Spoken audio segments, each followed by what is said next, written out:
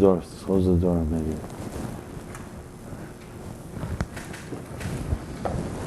Okay.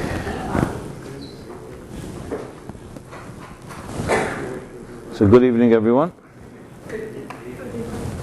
Simon Jacobson here. Speak to you about comfort zones.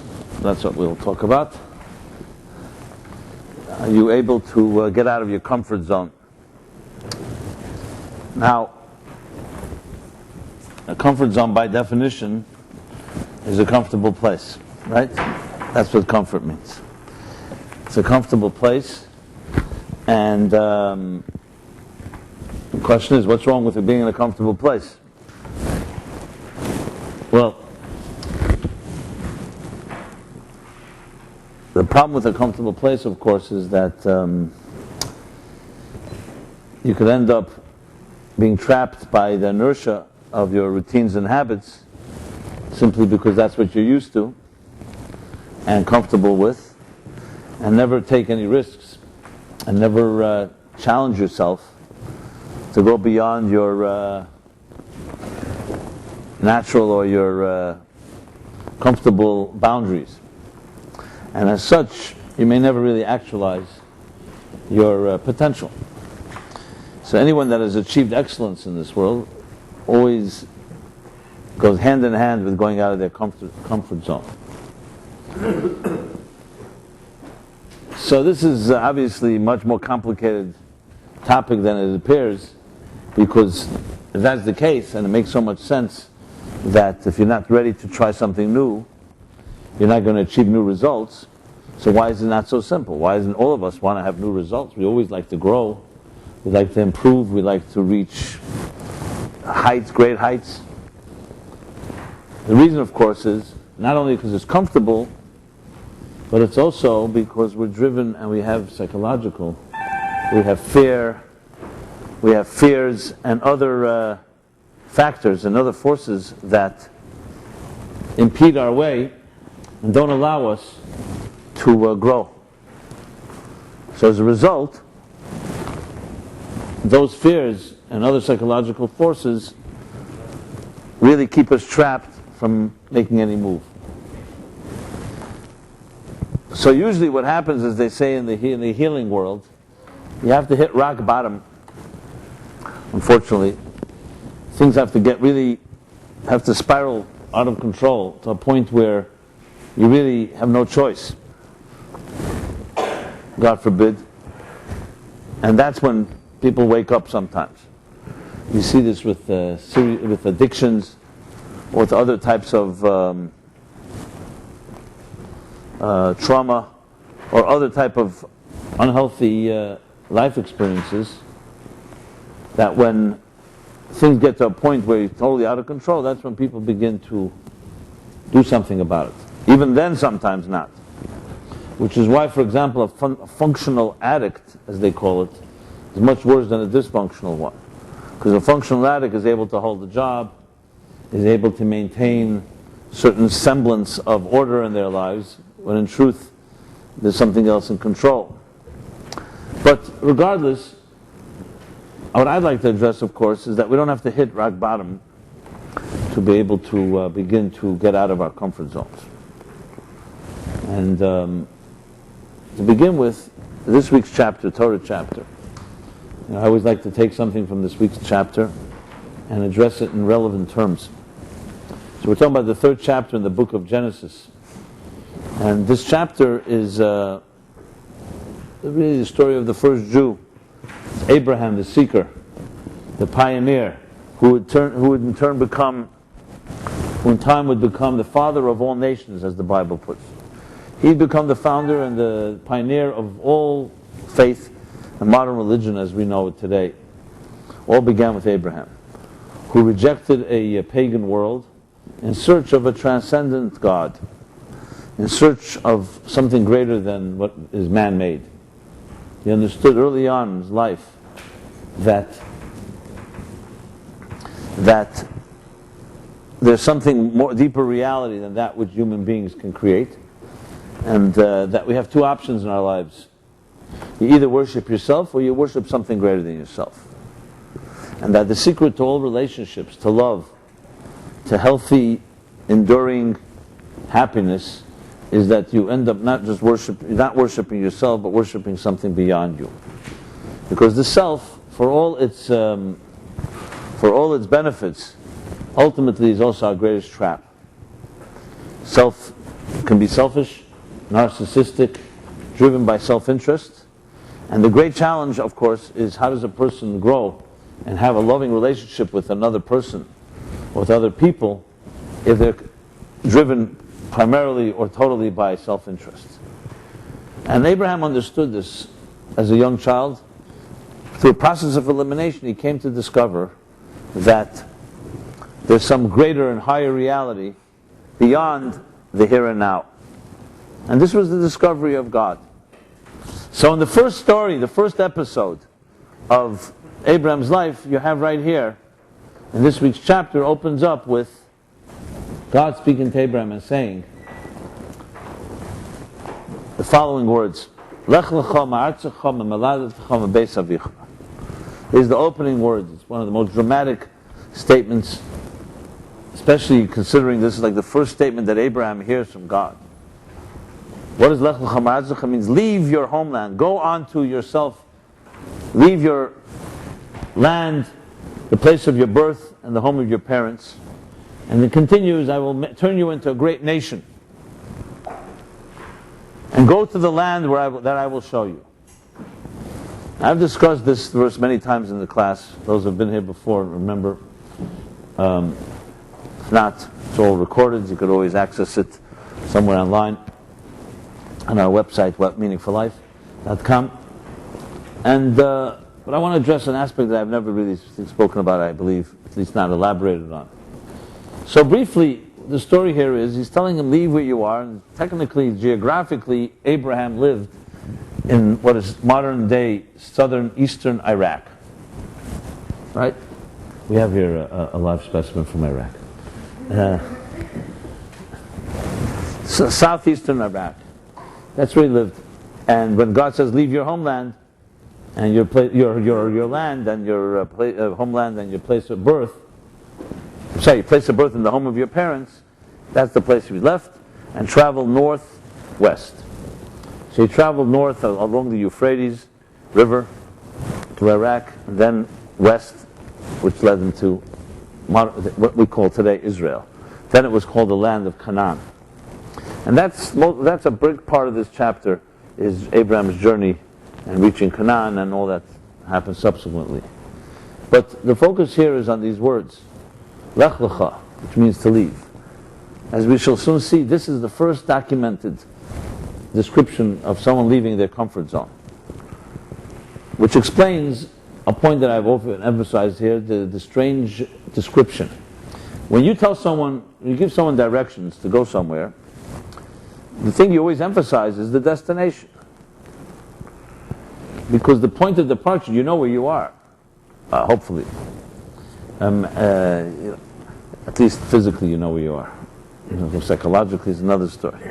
But you know where you are, so someone has to tell you, now go north, east, west, south, this street, this city, this street, this number, this cross street, etc. Here, God reverses the entire process. Where when it comes to the point of departure, the point of destination is very vague. Go to the land that I will show you. Where is that? South, north, east, west? When it comes to the point of departure, God elaborates with three different expressions. The land, the place of birth, and the home of your parents. Which essentially are redundant. I mean, they're not redundant literally, there is land and the birthplace and home of your parents, but it's all about where he was, where he was living. Because where Abraham was, all those three things applied. Now, those three things don't have to. I mean, you can be born in one place, your home of your parents can be in another place, and the land can be another. You know, there are different things. But here it happened to be all these three things were where Abraham was.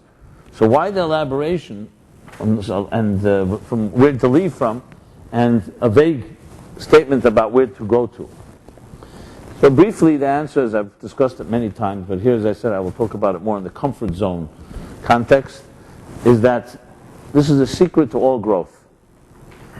What God was telling Abraham was not just a geographic, some type of GPS, the directions of how to go from here to there.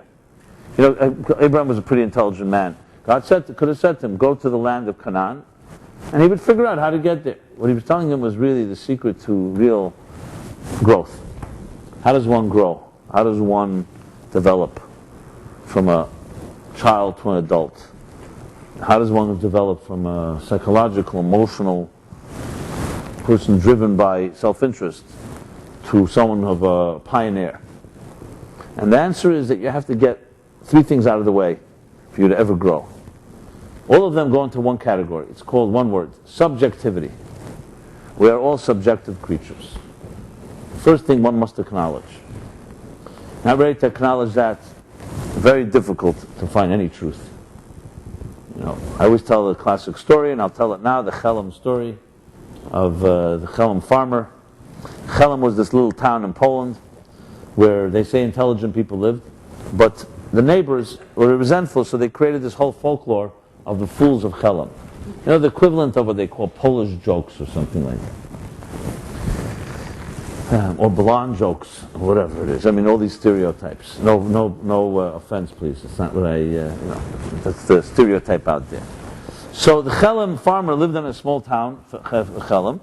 So you can imagine the farm was even smaller. But this was his farm. It was a special farm thing. It was his baby. His baby, he inherited from his parents, who inherited from their parents, and all the way back. So he took care of every grain of soil. It was his own baby. One day, he receives a guest, a distant cousin coming from the United States, big world with their acres and acres of land. You know, if you ever go to Europe, it's quite, if I'm American, first time going to Europe, you know, everything in Europe you basically can get to within 2-3 hours. In the United States, you know, from West Coast to East Coast is 6 hours. It's a serious difference in space. The Chelm farmer receives his guest. This guest comes from a farm, big town farmer from Texas. He's also a farmer. Anyway, he gives them the royal tour of a Chelm farm, which didn't take long, you can imagine. And then they finally sit down to dinner, and he asks his cousin, so what do you think about my farm here in Chelm? So the cousin, you know, says to him, it's a very nice farm, it's nice and cute, it's so tiny. And the Chelm farmer, who never saw a farm that larger than his own, you know, was taken aback and says, what do you mean tiny? How big is your farm in Texas? So the cousin, how's he going to explain to him what a farm is, you know? So he gave him a metaphor, a way to explain it to him, a point of reference. So he says to his Chelm farmer, the Texan farmer says, well, let me put it this way. It takes all day for me to move my tractor, travel with my tractor from one end of the farm to the other. All day. And he thought that would give him like a sense. So the Chelm farmer smiles and feels compassion, empathy for his cousin, and says to his Texan farmer, don't feel bad. I once had a tractor like that too. You know? Now, it's a delayed reaction. You had a tractor like that too? Everybody has a tractor like that somewhere. And everybody's got a Chelm inside of them, as we shall see in a moment. The Chelm within. Okay, there's the child within, there's the Chelm within. So, you know, the Chelm farmer was not malicious, and he was not trying to be funny. He was being honest. He was objective, but objectivity, remember, is only relative to your perspective, which means you're really subjective. So if someone were to pass out a questionnaire to everyone here, everyone in cyberspace, everyone in the world, and ask the question, so are you objective or subjective? Are you open-minded or narrow-minded or closed-minded? How many people do you think are going to answer, I'm closed-minded, narrow-minded, and subjective? You know? Because you see, part of subjectivity is it makes you think you're objective. Obviously. This Chelm farmer was also objective, but if it was qualified based on his experience. He couldn't even fathom a farm that size. So when someone said to him, his cousin said to him, the tractor takes all day to travel from one end to the next, for him it was clear that the tractor must be some old shmata jalopy, like he once had, and to crank it up, to move from here to there, took all day. He didn't realize at all that it has nothing to do with the space. He couldn't fathom it. So subjectivity, as they like to say, in the world of growth, you say, there are things you know you don't know. And things you don't know that you don't know. Those, of course, are the real blind spots. There are many areas we don't know. If you need legal advice or business advice, it's not your forte. Most intelligent people, most sensible people go to someone who's an expert. Not always. We may not want to hear it. Medical issue or other things because of our own fears or denials. But most of us can understand, it's not in the area I know. I know I don't know this. I go to someone who may know better or does know better. But how many areas in our lives we don't even know that we don't know? Which means we won't go for help because we don't even know that we don't know it. And again, not necessarily malicious. It's not because we're in fear or denial or some major stumbling block. It could just be lack of experience. Little children, for example, don't even know that they need to go somewhere they can go somewhere for more help, or whatever it may be. So subjectivity is a very silent partner to everything we do in our lives. Everything. And I mean everything, 24/7. Everything is affected by our perspective. Now, what is intelligence? What is growth, maturity? Is, as I said, you try to see the things you don't know and try to supplement with someone who does know better. And the areas that we don't even know, we also maintain a measure of humility that is always possible that you're not absolutely 100% sure, because there may be something you don't even know you don't know. That's how we grow. So it's not like we suddenly become no longer subjective, but we balance it with our intelligence, with a certain awareness that there are things that we may be blinded by. And especially areas in life that especially affect our emotions. Love, relationships, parents, family. Here there are a lot of deep-seated and deep-rooted feelings that affect us, for good or for bad. That blind us, that don't allow us to see certain things.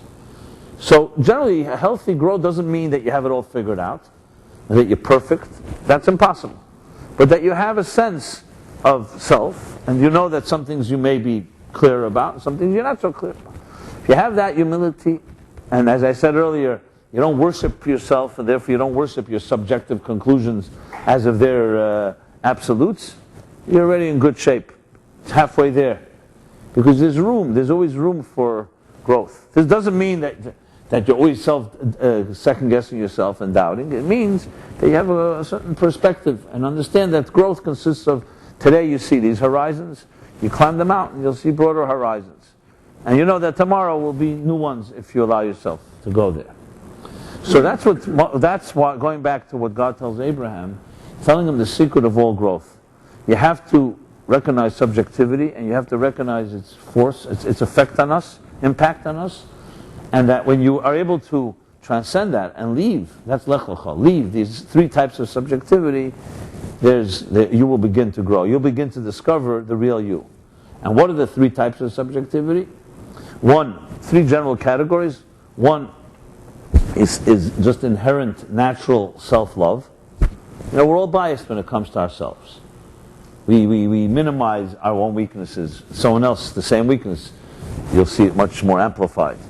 We all have our natural biases, natural by birth, especially regarding ourselves. Self-love tends to cover up, or tends to minimize, or tends to distort certain perspective on things. That's one. That's your place of birth. That's the natural birthright, the natural subjectivity we all have. Again, it's not a bad thing per se. It happens to be necessary for survival. Because if you wouldn't care about yourself, you would not protect yourself. You could be hurt. You can become a doormat, and so on. But at the same time, you also know the limitations of self, which is knowing that self-interest can blind you anytime. The second type of subjectivity is one that comes from parental influences. That's Beis Avicha, the home of your parents. We will never know the impact and the influences of our parents on us, because it affects us long before we were even aware. From the earliest age, as soon as you're born. Their attitudes to things, how they react, their tools, lack of tools, how they love, how they react to crisis. These things have very profound impact on us in our most impressionable years. So that's the second form, that subjectivity that affects us. In other words, can distort or blind or somewhat cloud our judgment.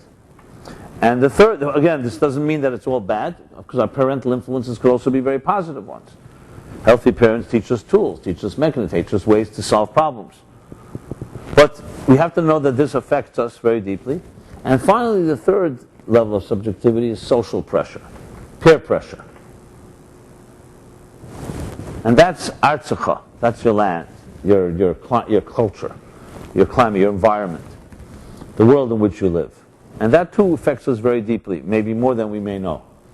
Peer approval, you don't want to be different, you want to be cool, you want to fit in. Even when you don't want to fit in, it's also with certain rules of how people fit in, don't fit in when they, how people are so-called out of the box, in the box type of thing. So there's a whole culture that puts a lot of pressure on us on many levels. I'm not even referring to just friends and so on. There's the media, there's the advertising, there's the marketing, there's the whole inundation of everyone trying to vie for our attention, trying to grab a piece of us that is constantly thrusting at us all types of messages. If you do this, you look better. You do that, you'll feel better. You do this, buy this, So we live in a culture. So these three forces are what God tells Abraham. You want to find yourself, who you are? Independent of these three factors, you have to leave these three forces of influence as much as possible. As long as a child lives, for example, in your parents' home, in its parents' home, you can't really know who you are. Which is why the first time we, let's say, go to summer camp, or we go to school, or we leave home, it may not be very comfortable. The first time, especially if it's a healthy home. I know some people can't wait to leave home, but I'm talking about a healthy environment. It's uncomfortable. Every child will cry the first time they go to school, and parents find it difficult. But that's where you begin to discover yourself, because you're no longer in the shadow of your parents. So there's a side to it that somewhat, you could say, has fear. Is fear involved? But on the other hand, that's where you begin to discover yourself. So basically, Abraham is told to leave these three forces and discover yourself. So the destination is not that key here as much as what to leave from. Because once you free yourself from subjective factors, you will find what you need. Which is interesting. Many times you're told, keep your focus on the destination. No end in mind. And then you'll find your way. Sometimes it's the other way around. You can have the end in mind, but you can never get there because there are heavy baggage that you carry from your past, from your subjective forces that don't let you move properly. So that's a summation of this opening verse. But let's address it in the context of the comfort zone thing. The comfort zone. I think in Arizona, they make all these little retirement villages they've been developing in the last decades. So there's all these interesting names of towns. I was there. I found it pretty fascinating. Like Carefree, Arizona, and there's probably a Comfort Zone, Arizona, Paradise, Arizona, type of thing. It's almost like, well, I guess it's maybe a twisted take on what Mark Twain said about Manchester. He said Manchester is a great place to live before you die because it makes the transition easier. So I guess Arizona, retirement villages create the type of paradise, carefree, that type of life. I always found it quite ironic because it's like almost disturbing actually. It sounds so beautiful. And you could just do nothing. You're carefree. But is this really healthy for the human spirit to be carefree? Not to say that any of us should have overwhelming anxiety, but what would a human being be without a little angst, without a little restlessness? We'd have total animal bliss. I don't know if there's a town called Animal Bliss, Arizona. That would be nice. I don't know who would want to buy a place in Animal Bliss, Arizona, right? Bliss. But bliss may be good. So, you see, this comfort zone thing is extremely, on one hand, it sounds so innocuous, but the truth is that happens to be one of our biggest enemies. When you read about Steve Jobs, who's captured the imagination of this generation, after his death especially, and before as well.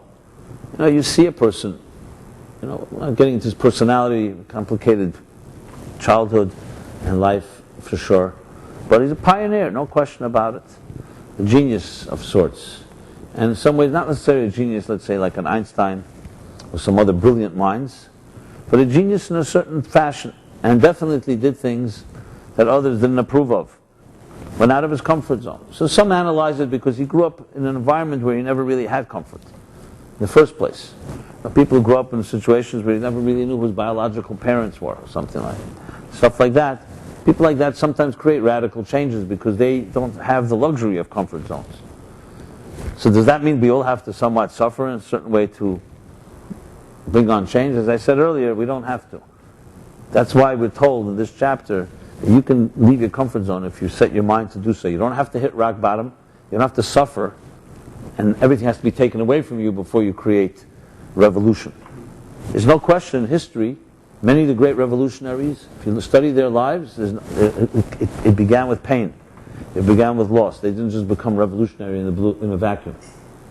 It came from a place that they had a serious deprivation, and that was a catalyst. I see sometimes Holocaust survivors. In Australia, there's a per capita the largest population of Holocaust survivors, but in other places as well. After the war, they had this motivation, many of them, to succeed. That was their vengeance. They were not going to go down. And that was a driving force. That doesn't mean that, and it's no question driven very much by the losses. When you see, when a lot is taken away from you, sometimes it can motivate you to do some great things. But here we have in this chapter that Abraham was not stripped of his life before Lech Lecha. God tells him you can do a Lech Lecha before you lose things. And that's the real challenge. How do you motivate yourself to go out of a comfort zone when you're comfortable? When you're uncomfortable, obviously. I have to tell you very honestly, since this recession, or whatever, the economic meltdown, however it's named, some call it the death knells of capitalism. The last few years, there's no question. I know I travel, I speak, I lecture, I write. There's a much more receptivity to a spiritual message. For one simple reason. Because when you're secure, and your financial security, you think you have security, and your money is working, you're just not really receptive to anything else. You think you're comfortable. You think you have it all made. Today, when everybody recognizes, even people of wealth, that there's a lot of uncertainty, and we don't know what kind of world our children will be inheriting. And there's things that anything can happen at any given moment. Basically volatility is now the norm. We all know. There's a certain unconscious or even conscious sense of restlessness. Even more than restlessness, I would say fear. And when people are in fear, they're regular security blankets. And comfort zones have been shaken. They're much more receptive. Now trust me, it's not like something I'm looking for, to thrive on other people's misery. But the fact is, it's very obvious to me. I'll tell you something even more. After September 11th, I saw it as well. After September 11th, not just the day after, or the week, or the year, ever since, a whole different change. And I say this as a witness. I actually demonstrate. I saw it.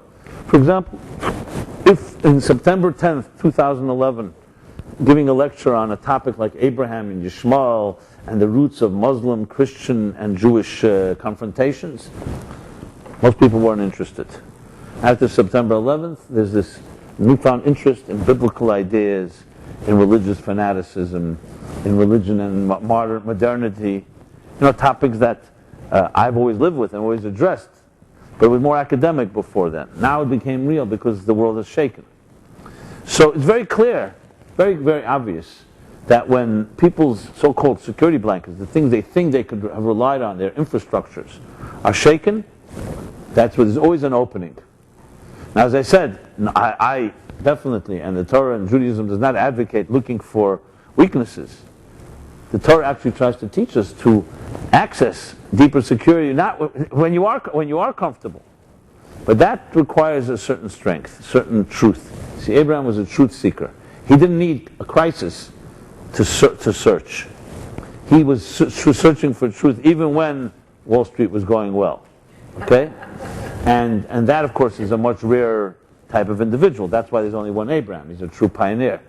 But all of us, no matter what we are, we don't have to wait for that rock bottom. We don't have to wait till everything is shaken up to understand that true security can never come from anything that is man-made. So to analyze a bit more this comfort zone thing, what exactly is a comfort zone? When a child is 9 months in its mother's womb, it's very comfortable there. For the child, at least. For the mother is another story. Very comfortable. The child has everything it needs. Doesn't have to pay for anything. The foods are all refined. A child is protected from infections. It's fed, it sleeps, it does everything it needs to do. Completely protected. So 9 months of our lives, at least, we were completely protected. Everything after that was downhill, I understand. Then we're born. We're born into this world. The umbilical cord is cut. No longer can your sustenance come from your mother directly. Now you need to be fed. Obviously, early years of our lives, you grow up in a healthy home. It's somewhat of a continuation of the womb. Not in the physical sense, but in the practical sense. A newborn child cannot take care of itself, so healthy parents provide for the child. And as the years roll on, we start growing into, children start developing. Slowly, a child begins to develop a sense of self, becomes more self-reliant, begins to meet friends, begins to realize there's a world of life outside of the womb, outside of its home, and so on. That's it. And then as we grow into adolescence, and then to adults, it takes several years, but we finally grow into adults. At some point, we leave the home, and we become, as I said, self-reliant, dependent on yourself. To find your own food, to find your own comfort, your own shelter, your own home, your own bed, and build a life. Hopefully, a healthy individual will find a soulmate and begin to build a home and provide that same comfort for the next generation. This all sounds great on paper, and here we have Mark and Rebecca are embarking on this journey. I'm just using, this is a laboratory of sorts. So, and then we have Michaela and Miguel engaged to be married, right?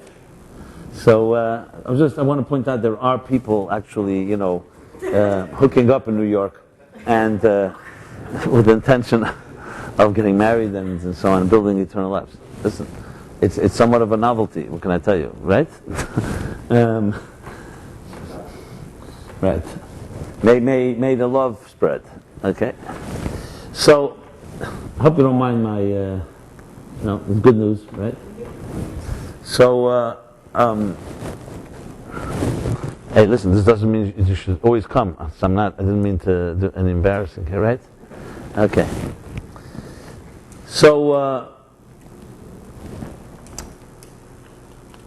where does it get complicated? It gets complicated because not everything is healthy in this whole process. If our parents were perfect, and the world was perfect, and our society was perfect, so we'd have definitely a situation where, as we grow and become independent of the womb, we have an environment that is equally nurturing. That's the problem. It's not equally nurturing. And then we start facing, as I mentioned, self-interest. So other people's self-interest begin to conflict with our self-interest. So when you're in your mother's womb, no matter how selfish your mother may be, simply biologically, by the fact of biology, that child will be protected and sustained. God forbid, I don't want to even mention it, but there are, of course, exceptions. Mothers can ingest certain substances that can, of course, hurt their child. But we're talking about in certain normal circumstances. I remember, was here in this class, someone had told me that a little girl, her mother was pregnant, and she, from the mouth of babes, you hear sometimes wisdom from children. So the little girl looks at her mother and says to her mother, "Mommy, how is it that you have room inside of you for another life?" And when I heard it, it struck me, it was like quite powerful. I said to myself, men don't even have room outside of themselves. Forget about inside themselves. And here a woman for 9 months is subject, it's not like one little section of her body, the whole body is occupied by another life that affects everything. I could only imagine it. I know today they have all kinds of, I guess, mechanisms where men can simulate the feelings of what pregnancy is like. Now, some wives says that their men, like, they put on these things that put the pressure on their liver and on their kidneys and stuff like that. It's some ridiculous thing. It's some type of bonding. Men want to feel the experience. I'm not advocating that. I just mentioned, you can Google it, I'm sure. Today there's one of everything, So it's interesting insight, because perhaps it's true that a woman, God blessed her physiologically this way, because psychologically, and she also is able to contain differently than a man can. But that's, I don't want to digress here. It's another subject matter that you can use when you're discussing relationships and stuff like that. Who's giving more and who's taking more, etc., who's leaving more space, etc.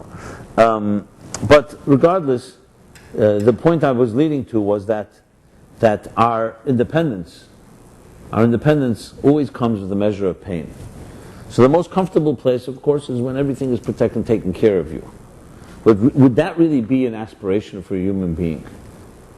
On one hand, when we're struggling to make ends meet and we try to pay our bills, and we have to deal with obnoxious clients and employers and the whole corrupt world around us, we all dream of just having enough money to be able to lock yourself up somewhere, you don't need anybody, and not have to be exposed to all these compromises and negotiations that we all go through to survive.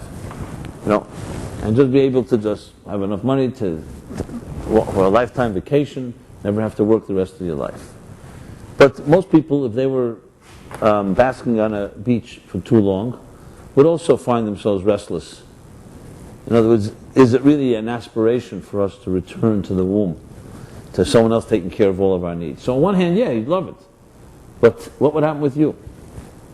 I see one of the great painful things to see often is children who have a sense of entitlement grew up in homes that they were given everything, and often spoiled, given without any discipline. No question, in many cases, a situation like that, can't say there aren't exceptions, but in many cases the real challenge is called emasculation, where a child that grown up in that type of environment grows into an adult, never really having to earn, and creates illusions of importance because they have the ability to buy anything.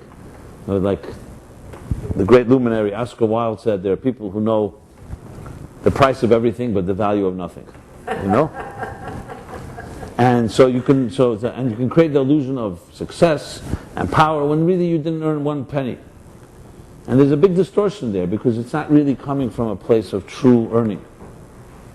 There's a Talmudic expression that captures it. Adam reitze bekav shalei yesher mitisha kav mishal chaver. A person wants one measure, has more pleasure, and desires one measure that you've, like $1 that you've earned, more than $9 that you're given as a gift. Now, of course, $9 can buy 9 times as much as 1, and 9 million can buy 9 times as much as 1 million. However, you still desire the one. That's what the Talmud says, because there's something precious when something you've earned it.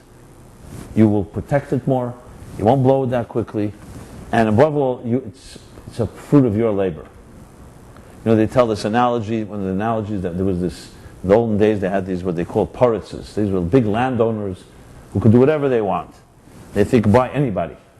So one of them was once driving by in his carriage with horses, driving by a farm, and he sees a worker, sees a farmer working in the farm. Another farm story. And he looks, he sees the farmer who's like using what's called the scythe, right, to cut the grain or so on. Cut. Good word, cut, right. And he was very taken by the movements because it was almost like poetic to him. The way he was swaying with the scythe, it was like he mastered the art. And it was a hot day in the sun. He sees him working hard. He's watching him. Then he finally comes over. He sends over his messenger to call the farmer over. And he says, "Listen, how much do you make working in this field?" "Oh, he barely earned just a few, what they call in Russia, kopkas, pennies. for doing this. He says, I'll pay you 10 times whatever you make, and no more working in the sun. I just need 1 hour a day. You come into my palace, and you just do the same movements so I could just watch it. You know? I mean, it's an analogy. Guy can buy anything, he said. Anyway, okay, hey, sounds like a good deal. 10 times as much for 1 hour a day in a nice, beautiful palace. No sun, no heat, no... You know, he'll make more money. By all means. After a day of doing it, the farmer says to the parrots, he tells him, I can't do this any longer. So he says, why not? You know, it's a much easier job. He says, but I don't see any fruits of my labor. And he could not continue. Because it wasn't about how hard it worked. You see fruits, you're ready to work hard. You don't see fruits, there's no point in exertion, even if it's a much simpler exertion. Because there's something about the human being that needs to create, that needs to produce. And there's actually a very fascinating concept in this sense, that the Talmud says in the Yerushalmi, in Jerusalem Talmud, it says, when a person receives something unearned, it's called nema d'chsufa, bread of shame. We have shame about something we haven't earned. Yeah, we'd all love it. We all love gifts. But if you lived only on gifts, psychologically and unconsciously, somewhere in your psyche, there's a real, profound shame. And you will hide it and mask it, and you could maybe do a great job, but it never goes away, because a human being needs to produce. And when a person doesn't produce, there's something that is missing from our souls. And the reason for it is actually a very beautiful reason. It's because God wanted us to be like God, to be creators. Not just receivers, not just takers, but givers. So you know that joke, the Frisco Kid movie, you know that one with, who's it, Gene Wilder or whatever, one of these guys. Is a Jewish guy, huh? Gene Wilder. Right. So it's a comedy, whatever, there's Jewish chassids traveling from east to west.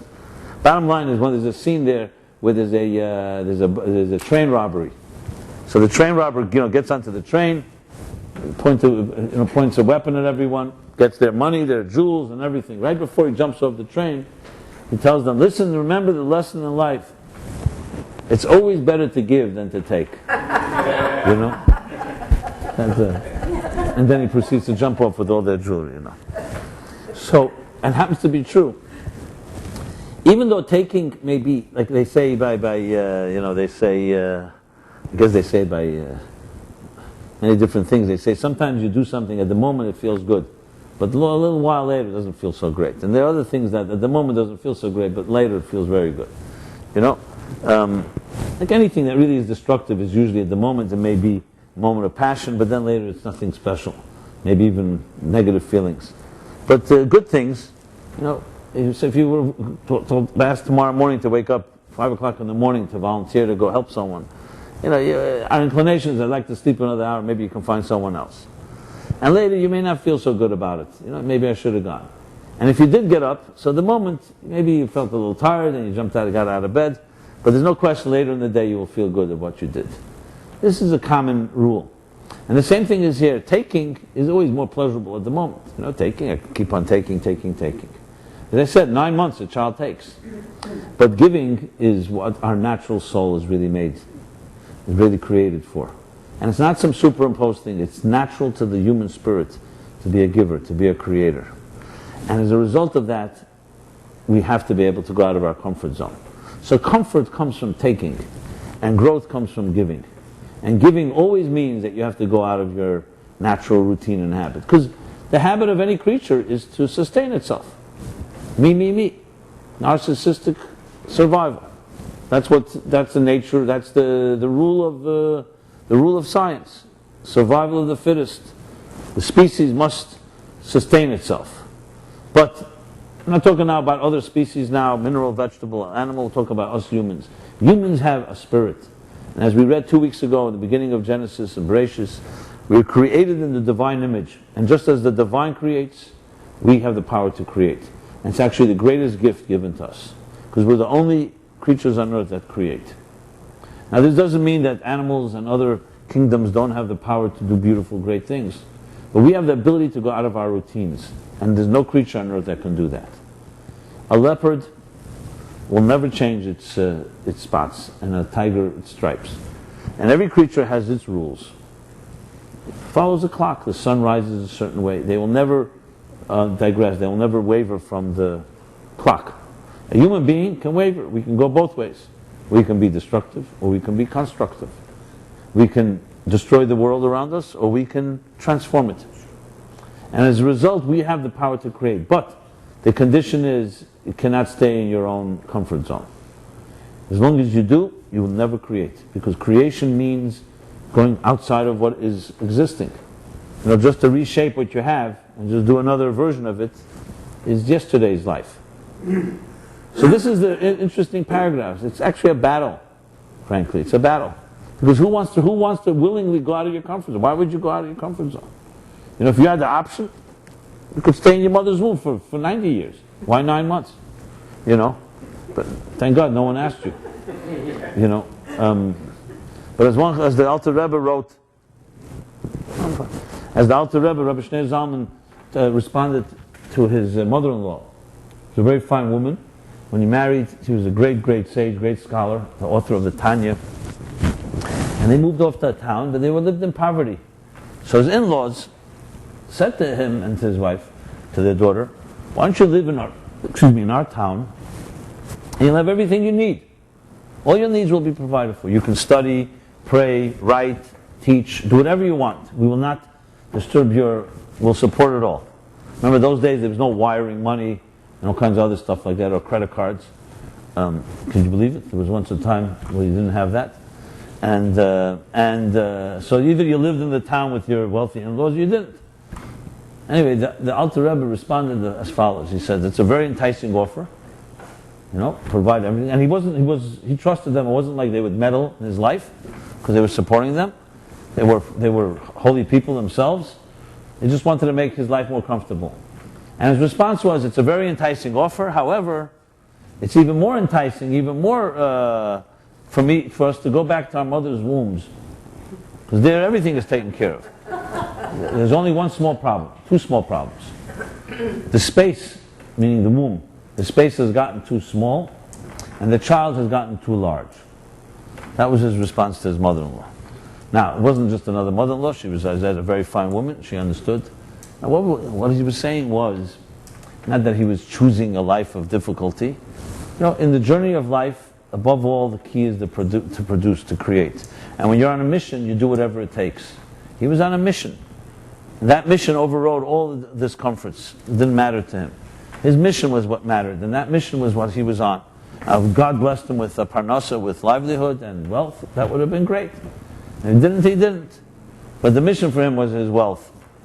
I mean, obviously, not everyone's focused in that particular way, but you can appreciate and understand people who have a certain sense of purpose, and that's what drives them. And they want to produce. And as a result, they have no fears. Because let's now go to the fear element. Why is it that we have fears to get out of our comfort zone and routines? Because after a while, taking gets very comfortable, as I said. It's easy. And as you become a taker and you remain a taker, your fears just get deeper and deeper. Because then you wonder, can I really give? Do I have what to give? Will I maybe fail? And once you get used to, as they say, the known evil, why try something unknown? It may not even look like evil. So when a person is in their routine or habits, the problem is that what happens is, it's like every day that you don't try something new, it becomes more difficult to try something new. That's where you'll find, for instance, in coaching, even athletic coaching in any sport or other type of coaching, you'll see when a guy or a woman or a man or woman get into a funk, into like a trap where they psychologically suddenly have a block. You have sometimes these world champs, tennis champs, other sports and so on, and they get into some type of block. Something happens. It could be an injury, it could be just a mood, and so on. You'll see a good coach doesn't let it fester. You immediately have to challenge it. Obviously you have to give a person time if they have a reason, if there was an injury to heal and so on. But psychologically, because every day you don't fight it, the inertia begins to build. And just like medically, physically, there's a thing called atrophy. Atrophy when a person is lying in bed, God forbid is immobile, or the other situation that they can't move. Every day the muscle begins to atrophy. And the same thing is psychological. That's why they say that which doesn't kill us makes us stronger. But the same thing is the other way around. That which doesn't make us stronger kills us. That which does, in other words, there's no such thing as just being neutral. You're either going up or you're going down in life.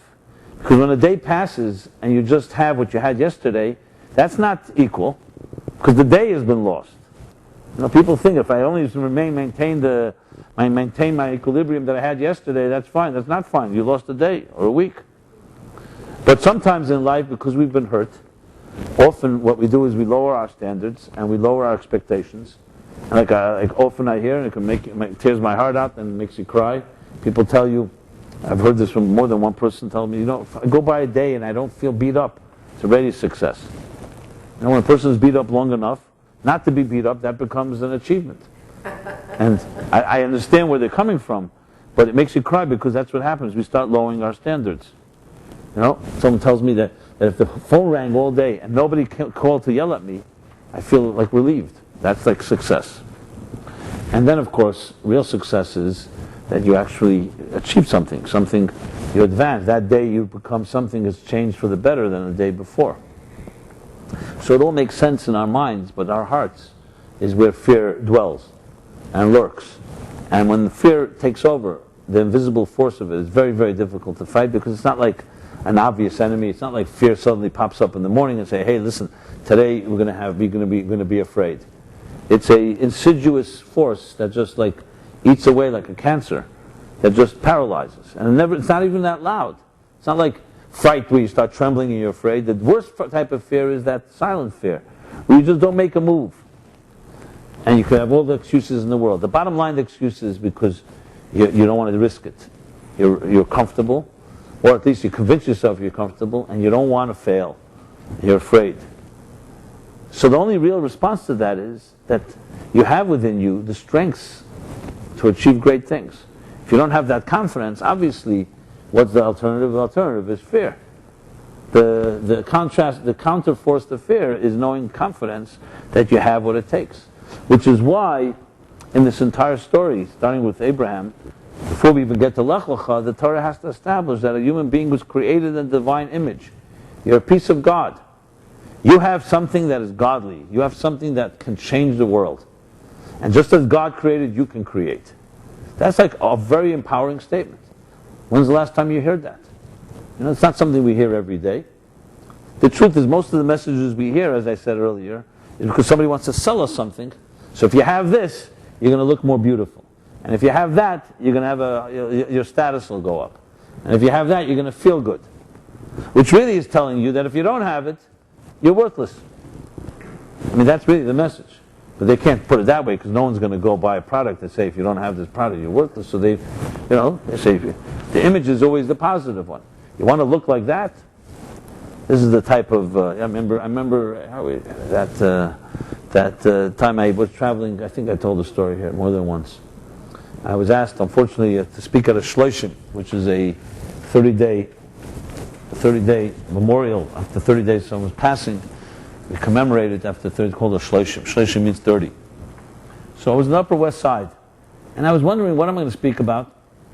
And as we're driving up the West Side Highway, I got my speech all ready for me via a big billboard that was somewhere like West Side Highway and 56th Street or something like that, a little earlier. Big billboard that said like this. It was a billboard, an advertisement for Newport cigarettes. Newport cigarettes. Okay. And you had these two beautiful faces, a man and a woman. You never saw such white teeth in your life. You never saw such a beautiful smile. Everybody would want to look like that. Whitest teeth. And they're large, on a billboard, like big teeth. And it says on top, alive with pleasure.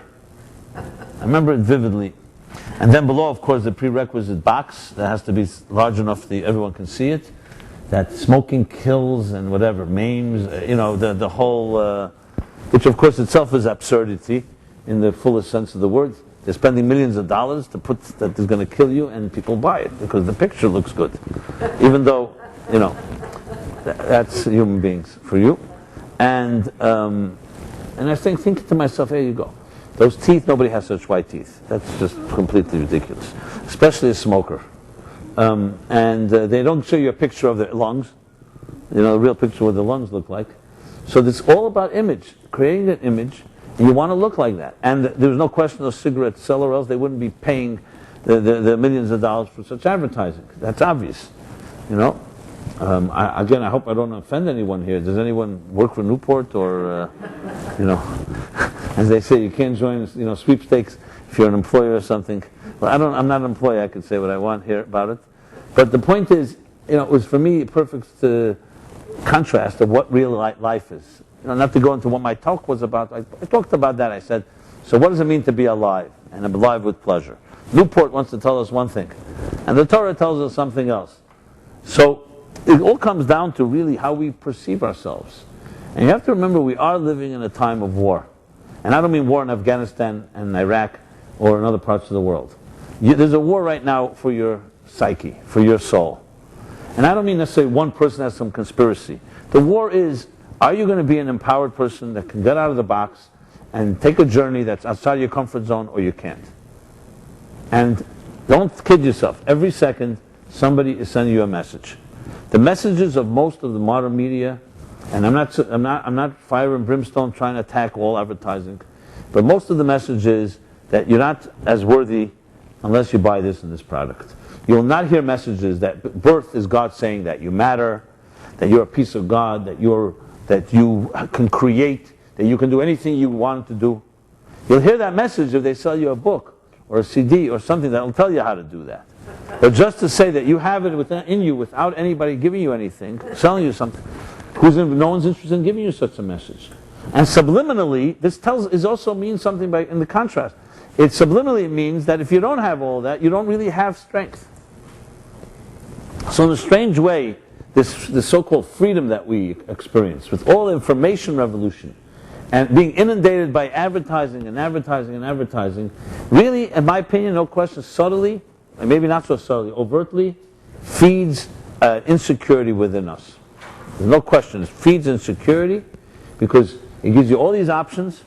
Most of it you can't access anyway. So you're left feeling inadequate, you're left feeling if I don't have enough money, or I don't have enough possessions, I'm not as good as somebody else. And that's the type of material-driven society that we live in. That's why, thank God, there's a Torah that gives us a completely alternative script to your life. And that is, it's about you.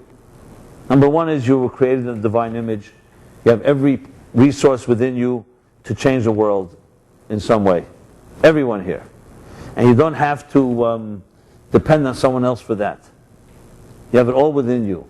But it requires making a move. And Abraham was told to make the move almost around 3,800 years ago. This week's chapter, Lech Lecha. He was 75 years old, Abraham. And he was 75 years old. You can imagine he was a spiritual giant at that point. And still he had to make a move. Couldn't stay in his hometown to really grow. And you'll see all great pioneers all make a move. And they make a move not when it may be risky, and when others say maybe this is not the way to go. This doesn't mean just being reckless. It means being informed, but an informed move. And this is the option we all have. Only you can decide whether you're going to stay in your comfort zone or you're not going to stay in it. All the forces and all the voices, the natural ones, will gravitate to comfort. That's how it is. But the real human being, the real soul, spirit, always wants something outside of it. We like someone once told me, why can't I have the best of both worlds? Why can't I stay comfortable and also be a pioneer? It's very nice. The only way you can do that is by going back into your mother's womb. Okay? And try to create something there. So you'll have everything you need, but you're not creating anything. So this is the two options that each of us have. So how do we get out of this? How do we get out of a rut? How do we get out of a trapped place? As I said earlier, there's really two ways. One way, unfortunately, which is what we shouldn't wait for, is when there's a crisis. Something forces you out of it. And you have no choice. This can be many different types of crises that force people out of that comfort zone. And then there's usually an opening. Leonard Cohen puts it, thanks for the cracks, because that's how the light gets in. But He was a man that has many cracks, and we don't always have to wait for the cracks. The other way is, like we read in this chapter, you're commanded to do so. This is your calling. And that every morning you wake up and you say, Medani, I acknowledge to God, I acknowledge to you. We don't even say the name of God. For returning my soul to me, you're also making a commitment to your soul that you're going to do something that is radical, that you're going to dare to be yourself, and not just a product of someone else, or of society, or environment, or your own subjectivity, or your parental influences, and so on. This is an active choice we all have the power to make. Now obviously being around people that make such choices is always going to be helpful. Being around people who don't make such choices is actually detrimental, because when you're around others that are in their comfort zones, it's a very good excuse to say, hey, look, I'm not worse than anyone else. But when you're around people who have that type of drive, it is is one of the excellent ways to get yourself going. So that's one suggestion. Find yourself someone, a friend, someone, a mentor, or someone that can help you, kick you in the pants. Maybe you kick them as well, each other, and to get things going. But then there's also the building of the confidence. That's, I think, in the long term, the most important thing of all. Because if you don't have it, the confidence, then you're not just going to do it. You can't force yourself. The confidence is ultimately that gives you the ability to try it, to do it. I remember when I began my so-called writing career years ago, and I was sitting, those days it was a typewriter. I remember I was writing my first piece that was like serious. I had a deadline, the works, and it was actually a Farbrengen from the Rebbe, and it was something from memory, and I didn't have I had to get it done, and I was sitting all Saturday night, and honestly, I was rolling ball. The first pages, I probably had 60 versions that went into the wastebasket. When you do something, you just pull it out, you turn it into a ball, and you throw it into the wastebasket. So one after the other. At some point, I was really feeling like I'm never going to get out of this mess. Maybe I can't do this. Maybe I just can't. Maybe I'm delusional. I convinced myself I can do it. And I remember my father, who was a writer himself, and spent sometimes in the wee hours. He got up early, and he sees me agonizing. I remember he told me something that I'll never forget. It wasn't as a father, it was as a writer to a writer. So he said to me, look, it's going to be murder. It's going to be difficult. Now you'll think it's impossible. But you keep hammering away, and you'll finally get that first page the way you like it. And the rest of your life, always know it's always going to be difficult. But the only thing that will change is that you know you can do it, because you did it the first time. And it's absolutely true. Till this day, no matter how much technique, how much experience you have with this, and this is true across the board, it's not just writing, it's whatever anyone here is good at. It's always difficult when you're really doing something that's an achievement. I'm not talking about doing something automatic pilot, we all get away with doing something, but you want to do something that is going to be different, unique, a message. As a writer, you look for something that's new, something innovative, and so on. It's always difficult. But the difference is that the breakthrough will come. And the frustration is all part of the process. So you have the confidence. It's like running the marathon and knowing you can make it, even though that moment you're like out of breath, you don't feel you can do it. And at some point, you get into that zone, and really what comes down to is that your training ultimately is what gives you the confidence to know that you can do it. Look at armies. They train soldiers. 99% of the time those soldiers in training will never be used in actual battlefield, thank God. But if they didn't have the training, throw them into a battlefield without it, you won't have any soldiers. You won't have anyone with confidence. So it's critical. The training, whatever it is that we do, it's like what it teaches you is the confidence that when you're thrown into the ring, you can do it. And that is ultimately really a critical component. So the question is, how do we build confidence seminars here, programs that build people's confidence? And it starts with, obviously, no one can give it to you. It's really teaching you that you have it inside of you, because that's real confidence. As soon as someone can give you the confidence, that itself is not so confident. So I always find it ironic when you hear about these books that say you hear 10 ways to achieve confidence. And then when you finish reading it, you start to realize, 1 second, someone else is telling me how to achieve confidence. Does that make me more confident in me? Or confident in the writer that told it to me, So it's about really recognizing that you have within you all the strengths you need, and that you have the ability to create something. Now, will everyone be an Einstein or a Steve Jobs? It doesn't matter. This is not about dramatic fireworks or how many numbers of people you reach, millions or billions. It's about an impact that you can make a mark in your corner of the world that nobody but you can make. Think of it that way. Think of every day past, and you look back, you start a new day, you jump out of bed saying, what mark am I going to make today that only I can do? Even asking that question, you're already ahead of the game. Even asking such a question, because it's about appreciating that you have something that could make that type of mark. Now, every person here has unique skills. There's no question about it. You know, I've talked about this in previous classes, previous years. I actually have an article that some of you are probably familiar with, but if not, I'll be happy to email it to you, or the link. It's called How to Discover Your Personal Mission Statement.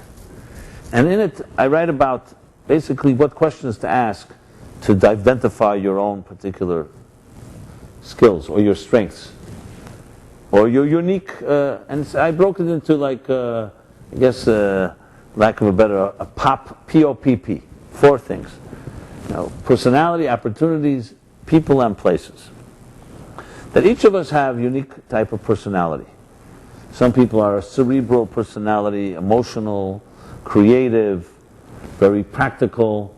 Some are very good at implementing, others are good at innovating. You know, maybe we have sometimes more than one strength, obviously. But even identifying that helps us see what is your strength. And this is your strength, your unique strength. And then we have our opportunities. You have opportunities that I don't have, and I have opportunities you don't have, due to life circumstances, due to different situations that we've been in.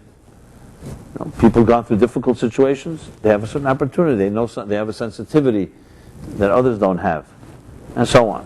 And then there are the people we know. Each of us have our sphere of influence, our sphere of family and friends. They're your people and not my people, and so on. And then finally, there are the places we've been to. The places we were born, the place we were born, the places we've traveled to, we've lived, places we identify with. And it's also very diverse. Everyone here has their own trajectory in the journeys of your life. Don't underestimate, when you combine these 4 things and you really map it out a bit, you can discover a lot of things about yourself you may not even be aware of. Because these are the things that are the givens of your life, these 4. I'm not limiting it to those 4, but almost everything fits into those 4 categories. So when you start even just stepping back and asking yourself these questions, how would I identify my personality, my strengths? You'll be surprised at the answers, because you'll also find another thing, that we're often trapped in areas of our lives that don't allow us to express our strengths in all those 4 areas. Because a job, you may be in a job that you hate, or you may be in a job that's not really particularly your strength, but you need to make a living, so that's what you do. And your real strengths just remain dormant, or waiting to, I don't know, somewhere to express themselves, or maybe don't express themselves. You think that is not going to eat away at you? Of course it does. Remember, any faculty within a person that's not used is destructive. It's like it implodes. Now, God forbid, I mentioned atrophy. Imagine you decided, I don't say you, anyone, but imagine you decided to put your hand and keep it on a table and not move it all day. Is that healthy? That's not going to be healthy. Same thing in a more broader sense of the word. You're able to write and you don't write. You're able to sing and you don't sing. You're able to express, you have another talent and you never express it. What happens with it? You think it just disappears? What happens is it eats away at you. Because your soul wants to express it. As I said, the soul wants to produce. A human being has strengths inside of you, and it wants to express itself. The language the soul speaks to us when it doesn't express itself is actually a different type of language. It doesn't tell you, hey, listen, I have a talent waiting for you to express me. It tells you, it causes you to become anxious. You become anxious. Anxiety is the language of the soul telling you, I'm deprived. It's like a hungry soul. That's anxiety. That's really where it comes from. I'm not talking about every type of anxiety. I'm sure there's clinical anxiety and there's other forms of it. But a lot of anxiety, the ones that come and go, are very much a direct result of a impoverished spirit and psyche that's waiting for something, that wants something, and it feels empty. And so identifying, not waiting for crisis, as I said, but identifying some of these strengths you have. So strengths, some of the unique opportunities, as I said, personality, opportunities, people and places, can tremendously help you understand your life. Now, you may then have to figure out, okay, what can I do about it? I have a job that's not aligned with necessarily all my strengths. But remember, that's also Hashgacha Pratis. That's also divine providence. Why are you in that job? So are you just a victim? Or, as I said, you can wake up every morning and say, how could I make a mark? How could I change things? I mean, just think of life, how it would be if you knew that from the moment you wake up, that wherever you go, even on a subway, saying something nice to a stranger. Or other interactions we have with strangers, with known people, with so on. But you think in terms of, I'm here to illuminate, to bring light, to shape, not to be shaped. That can change your entire life.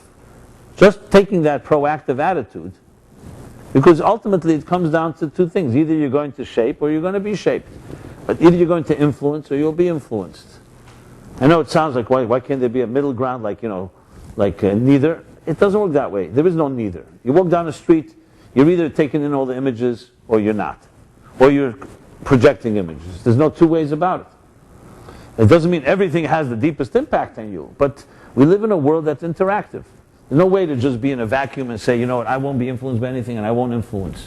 It doesn't exist. It's impossible, especially in our interactive world. Now, I'm not even mentioning mobile units and all the gadgets and technologies that we use. Even basically on a human level. You have a friend who has strong influence on you, and sometimes it's a bad influence. The only alternative is either you drop the friend, or you start influencing that friend. Instead of being the recipient, the taker, you become the giver. And this is true in every type of interaction. And I don't mean this in an arrogant sense that you are here now to bestow your gifts. It's actually a humble sense. That you were blessed with gifts, and you're blessed with the power to make an impact on things. So I said, we're not even told this message enough. And even when we hear it, the first times I heard it, it was like, to me, wow, that's pretty interesting. And then when you start really thinking about it, this is the message that should be told to a child 1,000,000 times a day, if not more. This should be told to adults, to friends, that you have what it takes to make an impact. Now, just knowing it is what builds the confidence. Hearing it from someone you respect, or hearing it from someone you trust, people who, that itself is powerful. And of course, when you don't hear that, the other message is equally powerful, which is the disempowering message that you don't really have what it takes. Or every time you get enthusiastic, guaranteed that you have a whole list of friends that can definitely throw cold water on you and make sure to remind you that you can't do it. You haven't done it till now, and so on. I know a woman who's been dating and trying to find, she almost always finds the right guy, but it always doesn't work out. So lately she's been dating someone actually I think is going to work. But her friends, of course, have to remind her that don't be naive, it's not going to work, it's never worked. So I told her basically to drop all those friends and move out of that neighborhood, to be very honest. Because it's definitely not going to, I mean, how could that help? How could that help? Because even if something is possible, you're reminded, it's not going to work. So then you project, and then you, of course, as they say, the way the neurons are fired, that's how they get wired. And once they get wired with negative impressions, that becomes your own reality. You start writing your own self-defeating prophecy. So here we have it. We have a chapter, thank God, that reminds us, Lech Lecha, that you have the power to make a move. And all of us have our routines, have our comfort zones that we need to deal with. Everybody has their comfort zones. In the Tanya, the classic work, a mystical work, as I mentioned, Rav Shneir Zalman, in chapter 15, in case you want to research it. It's a very powerful chapter. He talks about habit and routine and serving God. Now, what is service? What is work? He says something very fascinating there. He says like this, that in the olden times, in the times of the Talmud, so they would study, there were a lot of students and sages. So there was a custom, that was the custom of the time, that when you studied something in the yeshiva, in the academy, you would repeat and review it 100 times, 100 times.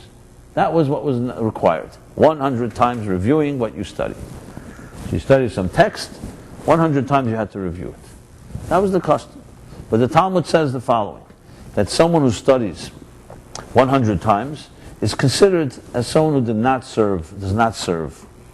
Lo yavadeh. Someone who goes one over the 100, one more time, 101st, that's considered a person who serves. Eved Elikim. Eved Hashem.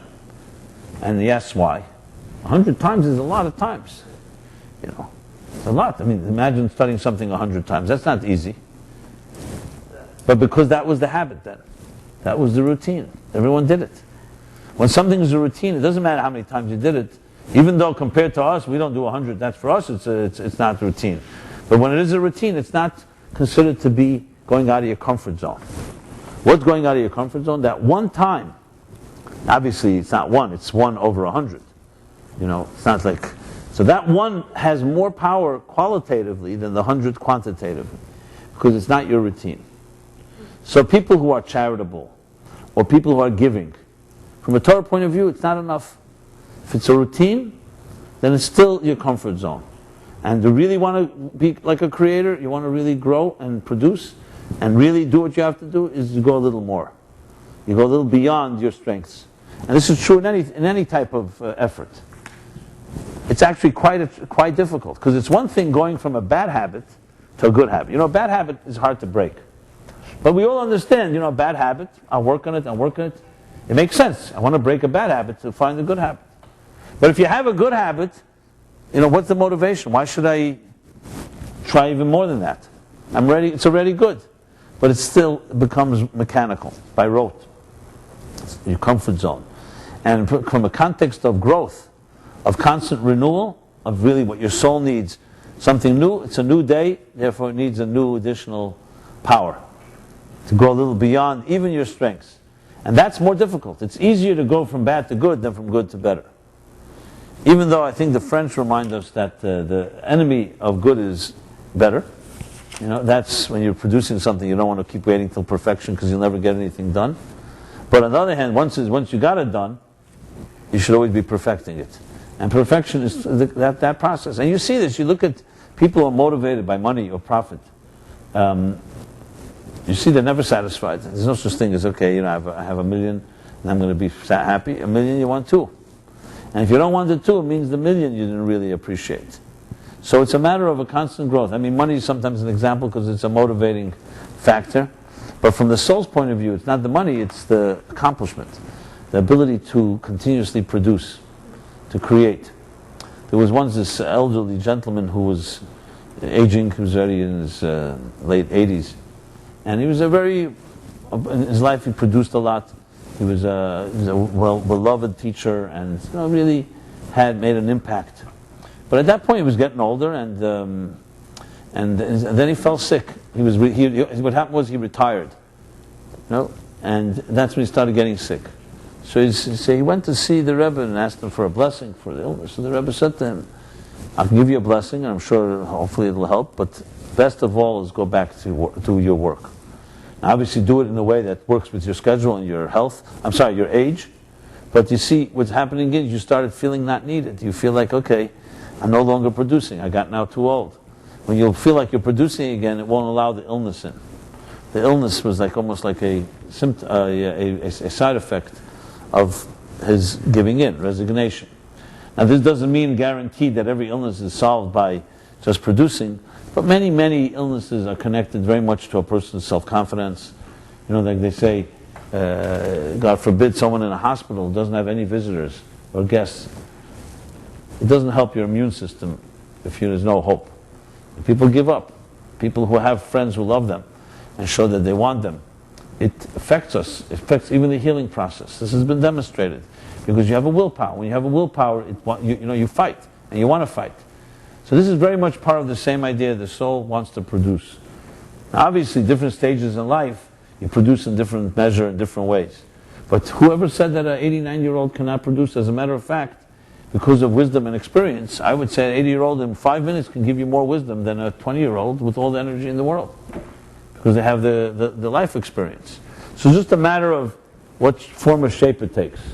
Now here I'm talking, I know, to everyone who's under 30 here, so that's not relevant, but I was just talking to myself as I age, trying to remind myself to keep producing. So, my friends, here to tell you that you have everything it takes to change the world, to take on the world, carpe diem, to seize the day. And here we have the first documented episode of getting out of the comfort zone. Abraham, charted the path, pioneered the course. So we have a good grandfather.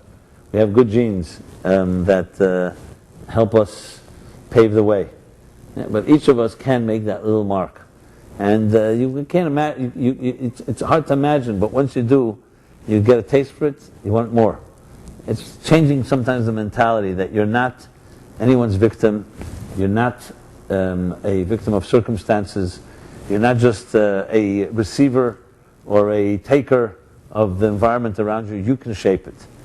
You can shape it because you have inside of you that soul, the divine soul, the creator within you.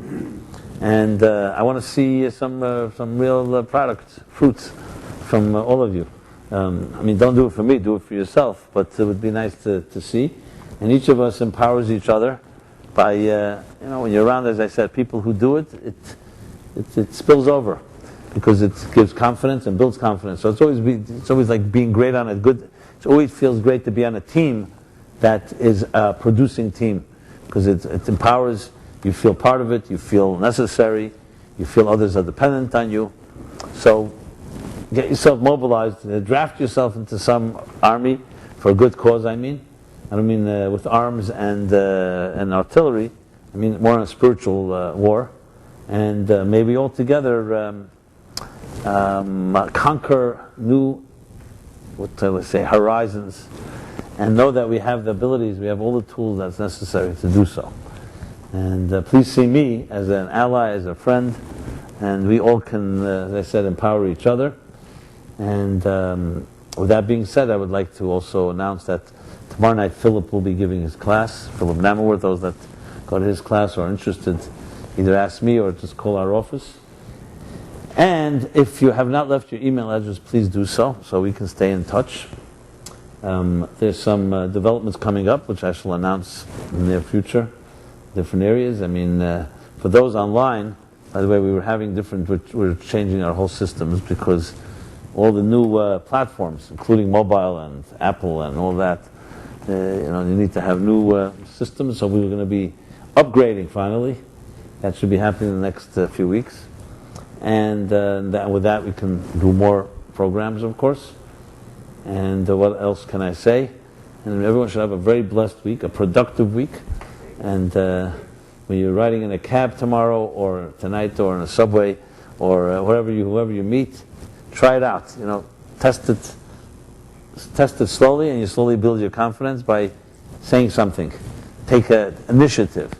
Do something. That tragic story that I saw. I'm sure many of you saw that video in China. A little kid that was, and just everyone ignored me. To me, it's mind-boggling. But that's like the epitome of the opposite of not just not doing anything, but completely ignoring, as if I don't want. If you haven't seen it, maybe I shouldn't have mentioned it. But anyway, it's just a classic tragic example of complacency of people, lack of care. I know some people say it's China, so many people there, and so on. But unfortunately, America is also known of some such indifference. So the opposite, of course, is that we are here to help people, and your life is you're sent down to this world to make an impact, to illuminate. The Baal Shem Tov said this actually to one of the great tzaddikim, Rav Mordechai Tzaddik, who was a hidden tzaddik, and he was obviously achieved much in his life, and still he said to him the following: that a neshama, soul, comes down to earth and wears and tears 70, 80 years just to do a favor for another. That means that your soul can come down for many reasons, but the main reason was to help another person. That means, in simple terms, as I said, that you can create, you can produce, you can influence. So may this be a very influencing week, and the more you influence, the less you will be influenced. So that, think of it that way. So there's a good return. And we shall be back here next Wednesday. And thank you all for being honoring me to be part of your spiritual journey, or material journey, or whatever we call it. And until next week, everybody, have a very good night. Thank you very much.